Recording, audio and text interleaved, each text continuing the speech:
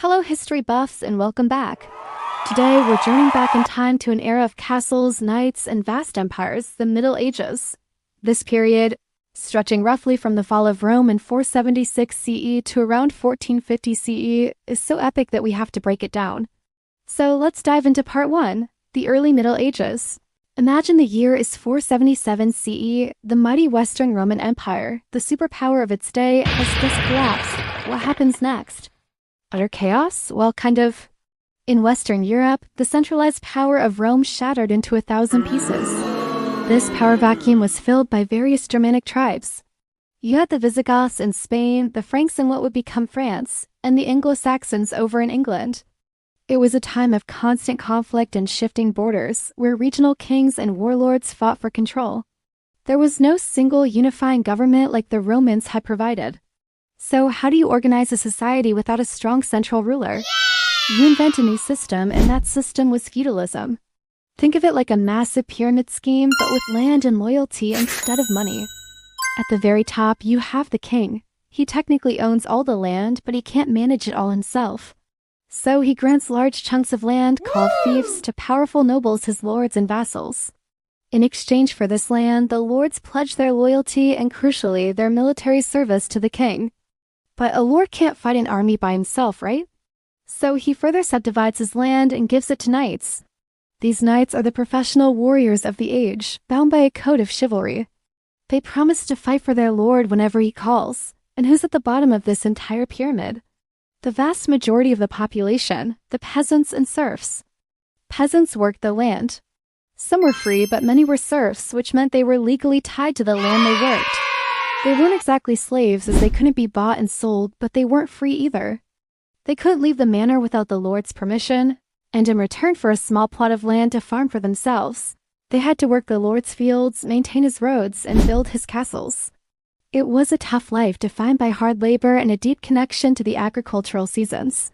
This rigid social hierarchy, king, lord, knight, peasant, defined life for centuries. You were born into your class, and for the most part, that's where you stayed.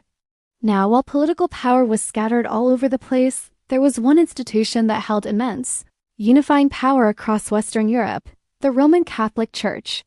With the fall of Rome, the Church stepped in to provide structure, stability, and a sense of shared identity.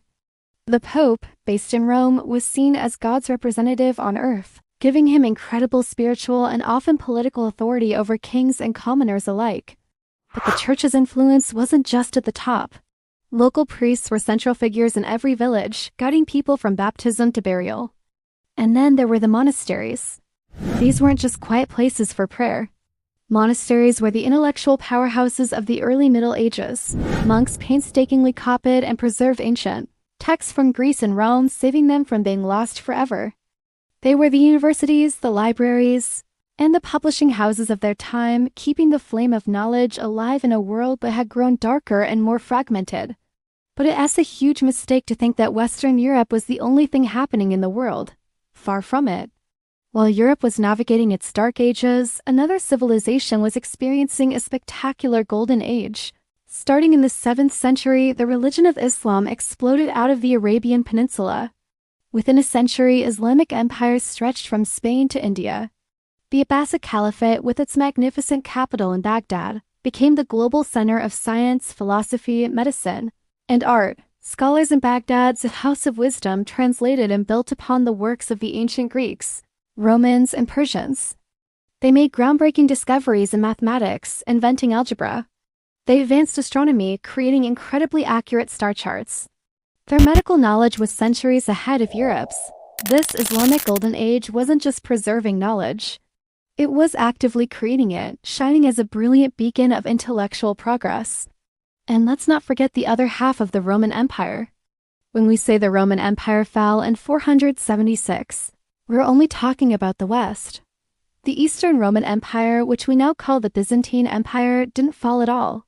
With its capital at the incredibly well-defended city of Constantinople, the Byzantine Empire continued to thrive for another 1,000 years.